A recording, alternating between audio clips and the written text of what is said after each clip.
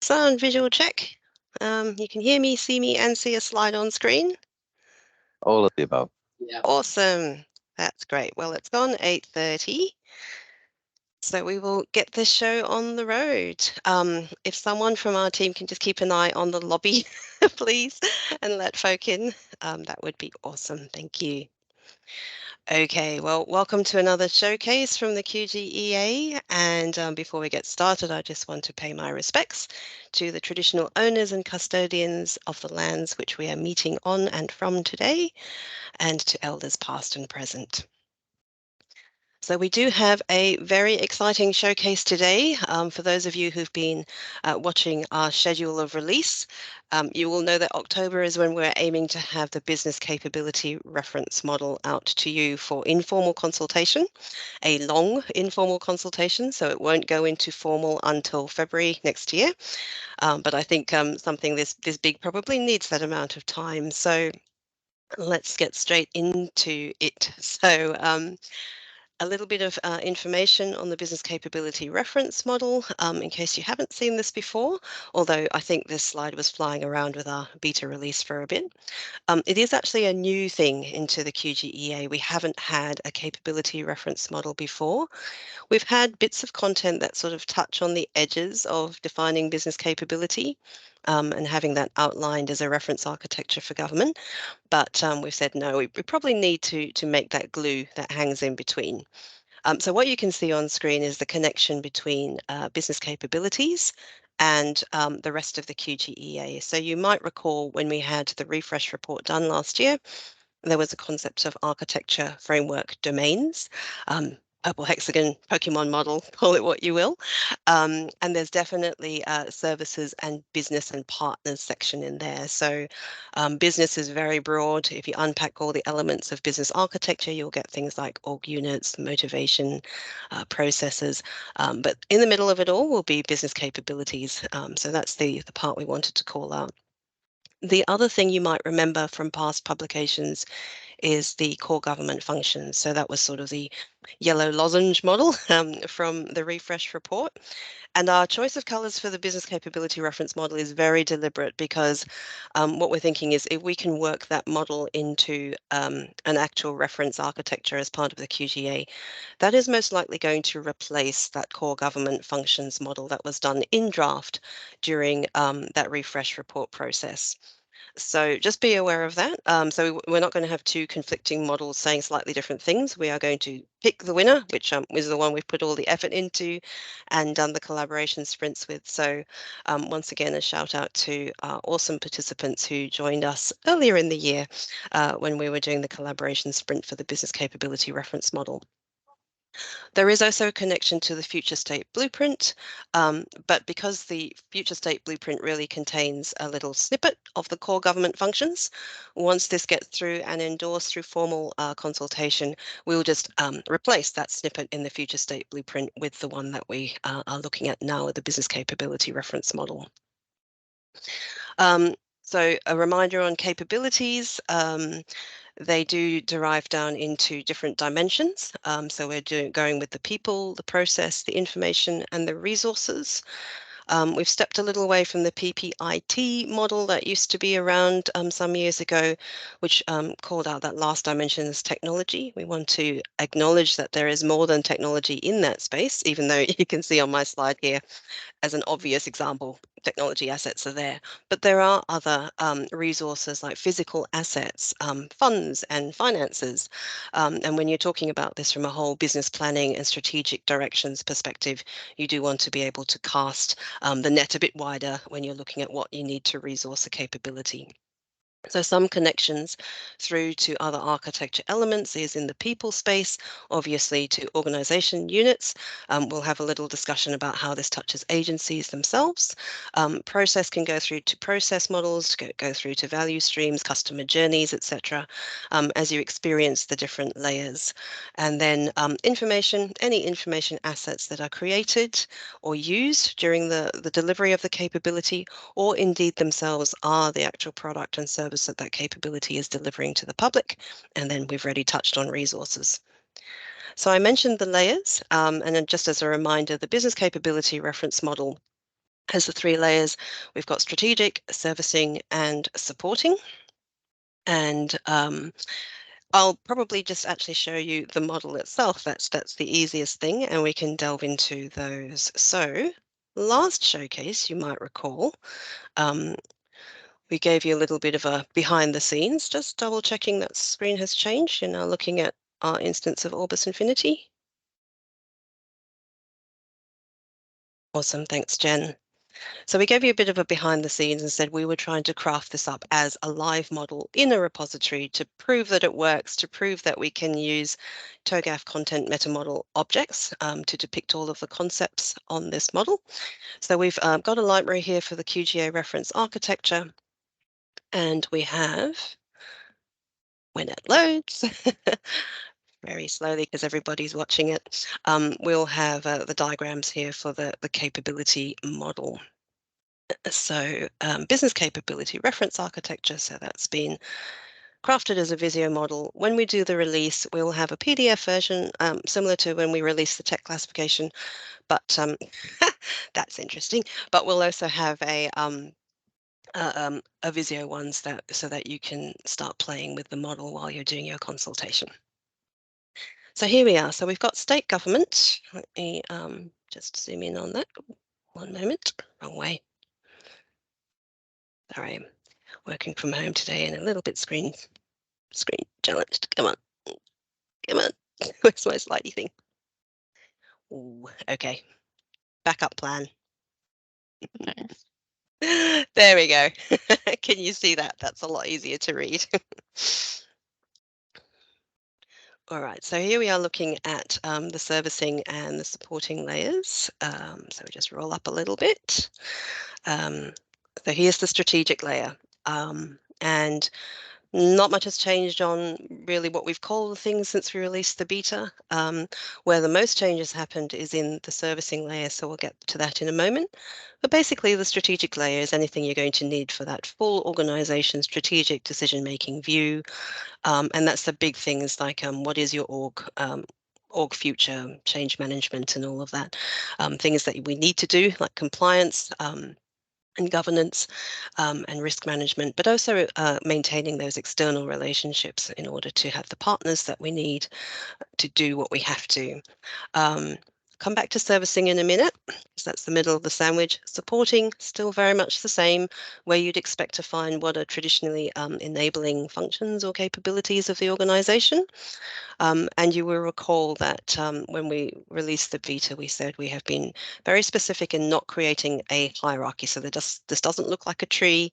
The idea of the honeycomb is deliberate so that we can have facets touching each other, understanding that, and we've got a very live example here of lovely old payroll. Some people might put that under a financial management capability stream, and some might put it under HR. So it's a bit like a spork in the middle, and we've said that's okay, you can have sporks as long as we've still got those primary levels, so they're the darker hexagons. So that's all still the same as when the beta came out, but the one that we do want to have a look at is the service lines. So these have been expanded a bit. Thank you very much for all of those who gave feedback during the beta. So hopefully we've got coverage of government functions. I mean, this is going into informal. We still want you to check that and test that to make sure that if you're having a look at your own products and services catalog, they can be pegged to one of these top levels. I will go into a little discussion about next level down in a moment.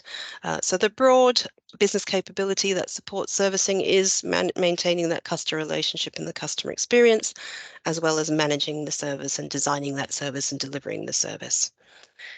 You will see also we've got service types. So the idea is that if you do have a product and service, it's kind of the intersection between a service line, which could be drilled down to a bit more detail, and a service type. So if you name any of the things that we offer as government, hopefully you'll be able to connect it to both of those sort of category layers. One thing that has been worked on quite a bit since the beta is we had a series of workshops with local government. So hello to any local government folk out there this morning. You'll be very excited to see we've done this. So this is the start of the drill down. Now I'll show you the Excel spreadsheet that will be released in a moment with all of these services. But you'll see the service types are the same because they should be broad enough to cover the same kind of products and services that a council would offer. But what we have here is the service lines defined slightly differently. There are less because there are some things that happen at a state level that don't necessarily happen at a local government level. But the reason we've highlighted some of the drill downs is, and these were the results of the workshops, is to show where some things might sit that maybe state government doesn't normally do. So for example, waste management or animal management, dog and cat registrations and things like that. You're going to find that more so in the local government. So this has now been expanded a bit based on the results of those workshops. So once again, thank you very much to those participants. We are planning to have just a separate facilitated consult around the local government one. So we'll get you back in, those of you who participated and anyone else who wants to come along, just to talk through how this might work. And the reason why the drill down is not in the solid color is it's a recommendation at this point while we're releasing this model. The one that we're looking for you to endorse is the top level of the service lines. So, sorry, is there a question in the chat? Oh, yeah. It's Dale Lynn's here, Nicole. How are you going? Hello, how are you going, Dale? Good. Hey, I was typing, but I thought I'd just ask you now. You're Sure. on the government, local government slides. Mm-hmm. Under environment, land and water, Yes. you might want to also put in there land planning. Yes. Development assessments and that sort of thing. Yes, absolutely. Yeah. So you're building permits, you're building assessments and All that planning sort and of all of thing. it. Yep. Yeah, I think absolutely. that fits under I there. think yeah, you'll find that probably goes into built environment. Okay. So there is actually so you're thinking under there, are you? Yeah, yeah. So Okay. these aren't the ultimate drill down. These are Yep. still saying to local government, take that down even further to what you need to. But if, and this would be a big if, but maybe we can make it happen, if all local government can agree to say, yes, we're happy with that first level and that second level, and then we'll drill it down to what we need to, that gives us a roll up. So you're thinking urban development, land planning, development assessment, all comes under built environment. Built environment, yep. Fantastic. Thanks for that. No worries. And it's hard if you, there was a humongous Miro board where we sort of clustered all of the bits and pieces, and yeah, you'd easily find where those things landed.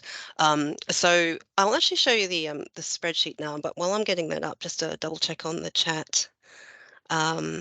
Thanks, Kath. Yes, information management capability. We did have a note around the information management that the QGEA already does have an information management policy framework, which does drill down into where you've got data management, knowledge management, security, and all of those things. So we've said if you're going to drill down any further, just borrow that. But we didn't want to start redrawing that in this model when it already existed in a related framework. So thanks for that, Kath. Todd, is enterprise architecture a capability? Yes, I would put it in the strategic layer because it's all about planning your organization and getting that direction for your organization. So over to the spreadsheet where all the lovely data is. Let me just haul this over onto the screen that you can see. Here we go. So you'll note there are 4 tabs in this now. I think we just had a list of definitions last time. So the definitions have been tweaked a little bit, tidied up a bit, and where we've had a very clear line to an existing statement, standard, framework, we've just put that as a note in the definitions so that you can see that. So for example, this one, audit, where do we get this phrase from? We got that from the Australian Government Architecture. So there's a few references to that. We also had a look at the Business Architecture Guild. So that's the BizBoc, body of knowledge for business architecture. They have a government reference model, so they had some helpful definitions there. So you might see some of those have come from something like BizBoc, and then there'll be others which we just cooked up ourselves or based on previous definitions that have been in the QGEA on the old business service classification framework and other places. So that's just a little bit about what you can see in the definitions. We have a sense of a nesting, but remember, this is not a hierarchy. I think we've got a little split. I'm just trying to remember. Yeah, so even though payroll is sitting there, as you'll remember from the diagram, it's not necessarily a child of anything. But this leveling helps you understand what's the difference between a primary one and a secondary one, and the hope that when you drill down to tertiary ones for yourselves, you'll be able to roll up to those levels. So that's the capability definitions. So what we have now included is descriptions for those service lines. So we've got one page for state government where we've got the service lines there and a definition. And you'll see there's these bits in grey, and they're grey because we're not asking these to be included in this reference model at this point. It's just to help when you're reading it and go, where would you put one of those? And hopefully you can see an existing service line from the business service classification framework. So we put one column here for anything that's currently in the business service classification framework or the dark orange diagram from the existing QGEA. You might also remember there's that lovely section in the application classification diagram, the green one called A2, where attempts have been made to put line of business applications in there, and then we were all told not to classify them. So they've kind of been sitting a bit defunct. So what we're thinking is, well, we'll borrow some of those terms and say, well, where can we put them? The line of business should line up with these business services. At that top level, the service line, which is where you're facing citizen engagement. So we've added them in here. So this column, as we go down, you can see contains all the bits that are in those previous two artifacts of the QGEA. But we also had a look because we, as part of the consultation and some of our other research and grabbing those definitions for other parts of the capability, we found some other sources. So we've just thrown a smorgasbord of other things in there. This is not to say that we necessarily have to pick them, but while you're reviewing these top level, it's just for you to be able to check and say, where would I put this? Oh, I can see where it would be. So just to verify that the top level is sufficient and covers all the potential services we might have. Ministerial responsibilities, is that right, Dale? Is that what you're referencing? We haven't related, we can make a relationship between them. I think, and we'll get to this in a moment, that the crunchy question that we asked last time, where we're saying, what if a ministerial responsibility was a driver, in which case it would relate to an organization? And so that's the organization might be your traverse path in the middle. You go from ministerial responsibility, influence an organization which is responsible for the delivery of these services. But you could have a shortcut between ministerial responsibility to service so that you can see them squared off as well. I was trying to make sure that the PMRs somehow relate to this, or within the PMRs, we've got the service lines which exist because that's the reason for our being. Yes, yeah, and hence that's in the motivation driver side, the reason for being, why are we here, and you know, what are we all about, and these are the what we are then doing and what we're delivering, which is the service lines. So yes, we will touch on that when we have a little chat about the model itself. So, so that's the capability, the service line definitions. As I mentioned, we've got one for local government as well. So slight changes on some of the things. Some of the wording is different. Maybe something to consider is that at a local government level, state talked about transport and motoring. Local government said just transport, which drills down to transport infrastructure and transport provision. Maybe we can land on the same term and just call it transport. That way we don't have that divergence. And certainly when we get down to level 2, that might be where things are a little bit different. So it's just a consideration to think about. So even if you're not local government, feel free to have a look at this tab and see if there's some way that we can connect all of this up together. And so those service lines that you saw on the diagram, once again, still in grey, they haven't been locked in. We will run a follow-up session around that while we're in the middle of our long consult.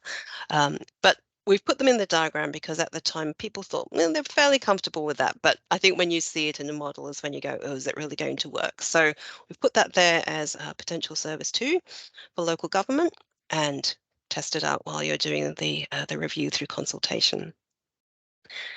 And then finally, the QGEA service types. They're the kind of products underneath, and they're shared both for state and local, so they're identical. And what we've done is just come up with a high-level definition, but I've also given you an example. So if you're trying to say, well, what's the difference between an authority and a permit?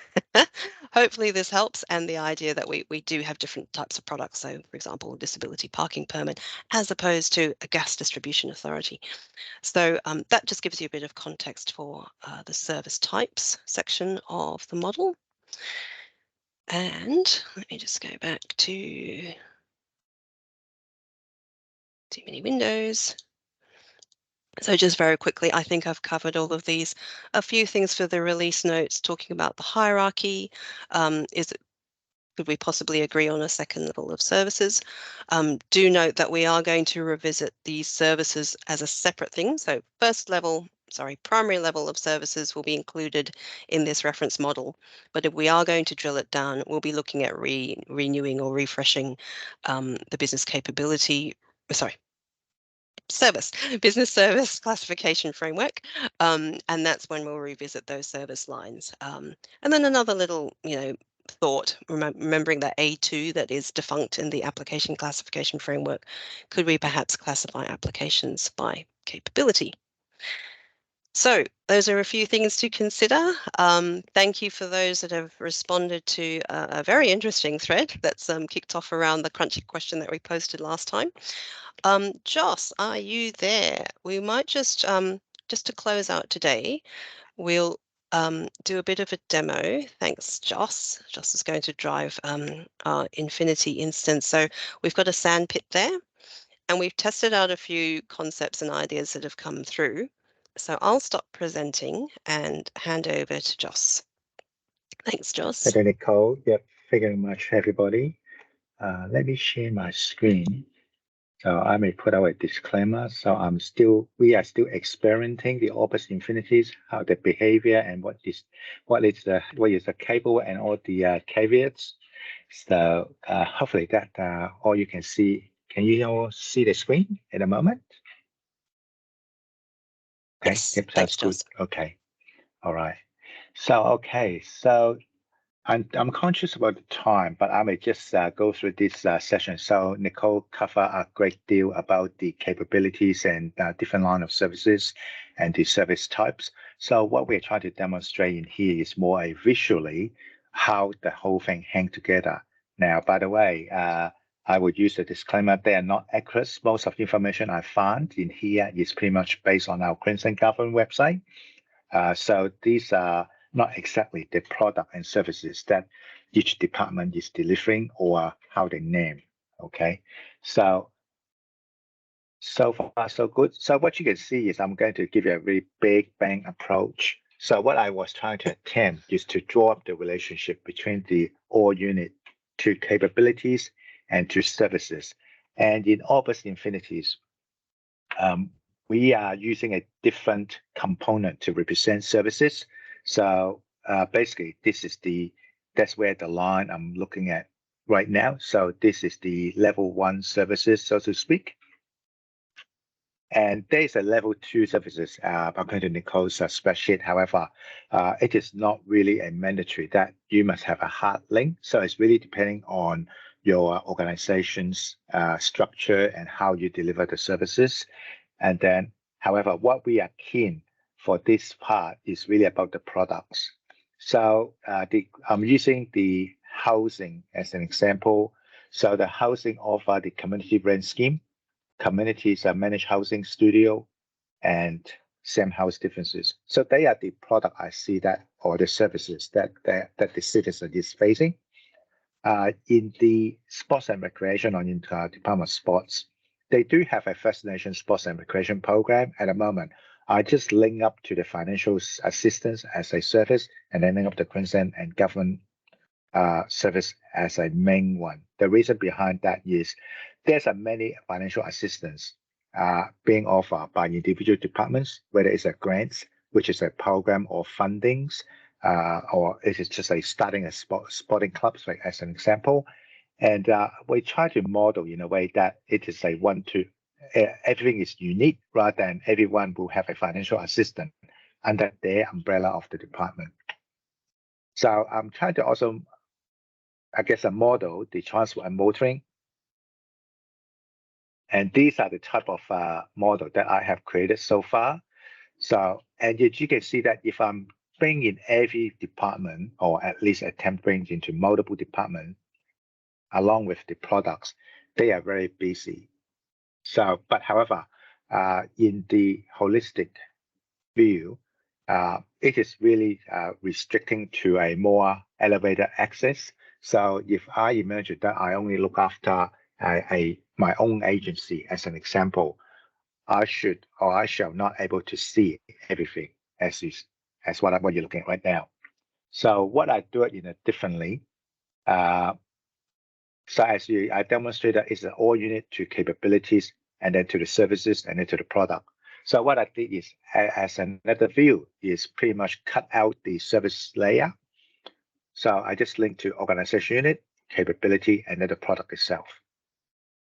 So this is a different view, and there's no right or wrong way. It's really depending on which appetite, how useful each one it represent. So and also notice that the the product, they are listed from left to right through alphabetical order. So it is not really grouped by a particular department or section. So just to be mindful with that. Now, talking about the individual agencies, so I quickly draft this one up. I'm just using the Department of Tourism, Innovation and Sports, and then I just finished it about 5 minutes before Nicole presented this one. So I just do a very quick mapping using a very similar model. So basically about the all unit capabilities, services, one service layer 2, and then we have the product itself or the service itself. So that's how I would say that if I only work for the Department of Tourism, Innovation and Sports, and this is that the view that I can create. I will not able to see other departments or other agencies. Yeah. Open for Thanks. questions, Yvette. Yeah, thank you, Nicole. Thanks, Joss. I think we had a question just before you started presenting. Was that who was that? Sorry, my screen's a bit squishy. Gary.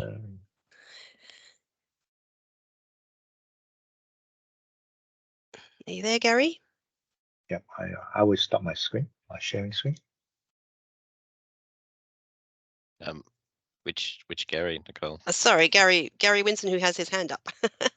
Oh, my apologies. Then that shouldn't be me. My hand shouldn't be up. It must have been a bad click. My apologies. Okay. I don't have a question for you, Nicole. That's all right. No Thank worries. you. Todd, you've got a question? Morning, all. And I think you might have just covered this, Joss, but I'll just confirm. So the relationship that you're building in Infinity is basically org unit to capability to service or product. Yeah. Why? Yeah. Did you say you're also building that relationship so that it's org unit product to capability? Org unit product capability. So Because, this is. Yeah, I guess the theory that I would be considering here is that the organization provides products and services that consume capabilities. So that relationship would actually be reversed. It's correct. I think we just try to present a model on and open up for consultation because depending on how we draw the relationship, because under the TOGAF 10, what you said is also correct. That's why we want to. I guess we just want to make it visually to allow people to have this conversation, and there's no either one way or the other. But I think we just want to have that uniform approach. And if we believe that the product services should be the other way around as a reverse, understand where you're coming from, and then if everyone is agreeing that approach, at least we can have this debate. And then I think this visually would help that conversation through the communities. Yeah, okay, cool. No, that's great. I just, as I said, from my perspective, I sort of look at it and I think, well, the products and services that you're delivering as an organization should be driving the capabilities that you're needing to develop and mature, as opposed to these are the capabilities we have, so therefore these are the products and services we can deliver. Yep. Yep. Yeah, and some of that, I guess the order in which things happen is kind of driven by that, the way the visual pulled itself together. It's gone org unit to capability to product, but equally you could tip that over on its head and start with product and then see what capabilities support that, and then what organizations are delivering that. We did have a different example, but we are at time. So what we'll do, and the other example was, what if we drilled all the way down with capability? And then the final thing that we end up with is product. So rather than having nested product, the only thing a product will be nested to is the service type. And then it would all be capability the rest of the way. It was just to see if it could work. Now, for both of those scenarios, we needed to extend the meta model to have a product able to relate to itself in a parent-child kind of style. And what was the other one, Joss? For a capability to be related to... No, which one? There was another extension we had to put in. Yep. Yeah. All right. So thank you very much, everyone. We've gone 1 minute over, but that is it. We're releasing this today, so look out on Yammer, and we'll also send via email to those who don't have, Viva, I'll get there eventually, Viva Engage access, and we'll get the consultation pack out to you. We'll also put little screen clips on the Crunchy questions thread of the stuff we've been playing with, and said, oh, how about this, how about that? That's not closed by any means, and we can always move things around. If everyone comes back and says, let's use this particular object, it's not a problem to fix that up in our working model. We really appreciate that you've been giving us input to that. So thank you, everyone. Have an awesome rest of the day, and we'll catch you around soon. Thanks, Nicole. Thanks, everyone. Thanks, Nicole. Thank you. Thanks, Nicole. Thanks, everyone.